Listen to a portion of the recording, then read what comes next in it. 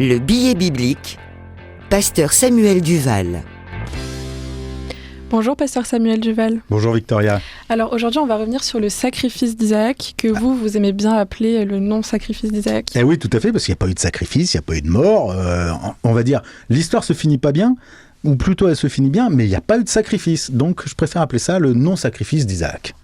Est-ce que vous pouvez nous en dire un petit peu plus ? Bah oui, alors d'abord Isaac, donc qui est Isaac ? Isaac, c'est le fils d'Abraham. Alors c'est pas le premier fils d'Abraham, il y a eu Ismaël avant lui. Ça a été compliqué d'avoir une descendance pour Abraham, surtout que Dieu lui a promis d'avoir toutes les nations de la terre, d'avoir une descendance aussi nombreuse que les étoiles ou que le sable du ciel, les sables de la mer, etc.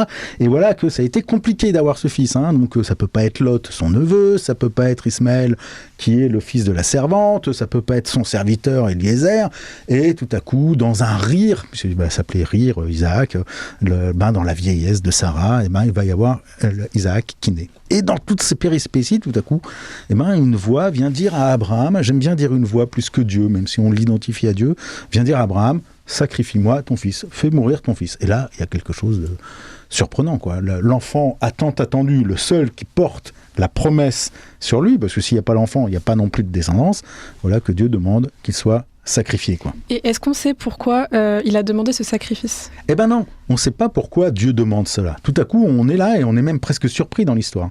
Alors moi, ce que je trouve intéressant, c'est plutôt de me dire qu'on ne nous a pas donné la motivation de Dieu de demander cela. Par contre, je connais l'histoire d'Abraham. Et l'histoire d'Abraham, c'est que lui vient d'un monde dans lequel son père était, vous savez, un faiseur d'idoles.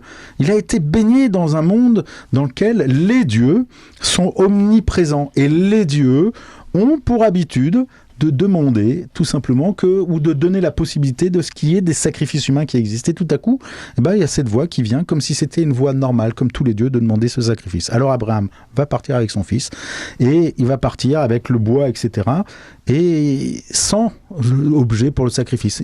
Donc du coup, il a essayé d'échapper à ce sacrifice ?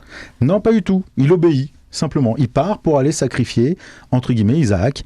Et quand Isaac lui demande « mais qu'est-ce qui se passe ?» il va répondre tout naturellement à son fils « écoute, Dieu pourvoira, c'est Dieu qui s'occupera de l'objet du sacrifice, etc. » Il monte sur le mont, là, et puis il va lier son fils, il va l'attacher. Alors, vous imaginez le traumatisme pour Isaac, d'être attaché à ce moment-là. Et Abraham prend son couteau pour égorger son fils. Donc, Abraham est parti pour sacrifier son fils. Et là, une voix va résonner. De derrière lui, un ange intervient et arrête Abraham pour lui demander de ne pas sacrifier son fils, pour lui dire non. Et c'est là où la foi d'Abraham apparaît. Très souvent, les gens pensent que la foi d'Abraham, c'est d'obéir à Dieu. Et donc, dans son obéissance d'obéir à Dieu, pour lui offrir son fils, d'être prêt à tout lui sacrifier, c'est ça la foi d'Abraham. Non, la foi d'Abraham, elle n'est pas là. Parce que ça, c'est normal pour n'importe qui d'obéir à la voix des faux dieux qui demandent un sacrifice humain. Par contre, entendre une voix qui lui dit « Jamais je ne ferai de sacrifice, je ne veux pas de sacrifice humain, je suis un Dieu qui n'intégrera jamais de sacrifice humain », la voix qu'il entend de l'ange, cette voix-là, il faut y croire, puisque c'est une voix qui n'est pas commune. Et c'est là la foi d'Abraham. La foi d'Abraham, c'est tout à coup d'entendre cette voix qui lui dit « Je ne veux pas du sacrifice », et donc de laisser tomber son couteau. Et c'est à ce moment-là que la foi jaillit en Abraham, et que la foi est révélée, de pouvoir entendre une autre voix que celle que son père lui avait apprise. Et donc, est-ce que c'est à partir de ce moment-là où Abraham a arrêté de communiquer avec Dieu ? Alors ça, c'est très très bien que vous ayez remarqué ça. Parce que on avait l'habitude de voir Abraham qui négociait avec Dieu plein de choses. On avait le Sodome et Gomorrhe, on l'a vu il y a quelques émissions, où tout à coup, Abraham dit non, mais on va pas sacrifier toute cette ville, s'il y a tant qui croient en toi, ne sacrifie pas, ne détruis pas la ville, etc. Et on voit un dialogue, un Abraham qui parle avec Dieu. Sauf que tout à coup, Abraham, là, quand Dieu lui a demandé de sacrifier son fils, Abraham n'a rien dit.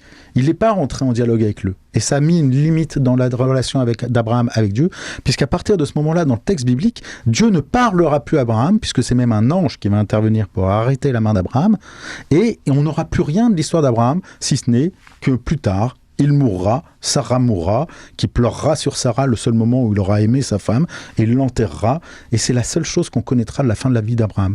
Et donc oui, il y a peut-être quelque chose à retirer de cela, c'est que on peut entendre, et on peut croire qu'on entend de Dieu des voix qui nous demandent ce que le monde demande, mais c'est pas ce que Dieu nous demande, et la foi, c'est de pouvoir entendre autre chose. Mais n'oublions pas que ce qui est précieux et important pour nous, c'est que dans toutes les circonstances de notre vie, il faut rester en dialogue avec Dieu et lui parler, et pas attendre que quelqu'un d'autre nous parle pour lui. Merci, pasteur Samuel Duval. Merci Victoria.